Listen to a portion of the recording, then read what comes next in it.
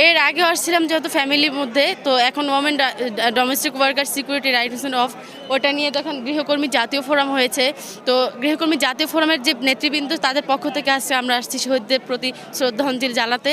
এবং পাশাপাশি জানবেন যে গৃহকর্মীদের যারা গৃহকর্মী আছে, যারা গৃহ কাজ করে, তাদের যে সুরক্ষা নীতিমালা আছে 2015 সালে প্রণয়ন হয়েছে, তার যথাযথ বাস্তব এখনও নাই। তাহলে স্বাধীনতার 53 বছর পেরিয়ে গেল, গৃহকর্মীরা শ্রমিক এখনও তারা স্বীকৃতি পায় নাই, প্লাস আপনার শ্রমিক হিসেবেও স্বীকৃতি পায় নাই। এই জন্য তারা নানা জায়গায় নির্যাতনের শিকার হচ্ছে, প্লাস তারা বিভিন্ন সুযোগ সুবিধা থেকে বঞ্চিত হচ্ছে।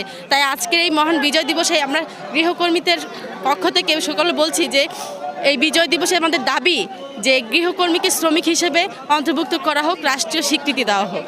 যাদের আত্মত্যাগের বিনিময়ে আমাদের এই দেশ আমরা পেয়েছি, আমরা তাদের প্রতি জানাই শ্রদ্ধা ও ভালোবাসা। আজকে আমরা এখানে আসছি গৃহকর্মী সকল বোনেরা, তাদের প্রতি ভালোবাসার ভিত্তিতেই আসছি আমরা এখানে।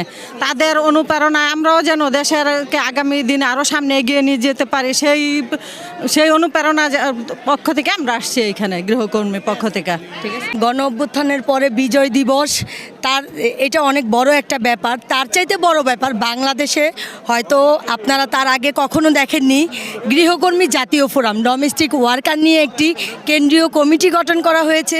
সেই কমিটির পক্ষ থেকে আমরা কমিটির সদস্যকে নিয়ে এই বাংলাদেশের মহান স্বাধীনতা দিবসে যারা শহীদ হয়েছে, যাদের ত্যাগের বিনিময়ে আমরা এই স্বাধীন বাংলাদেশ পেয়েছি, দেশের বীর সন্তানদেরকে শ্রদ্ধা জানাতে আসছে গৃহকর্মী জাতীয় ফোরাম বাংলাদেশ।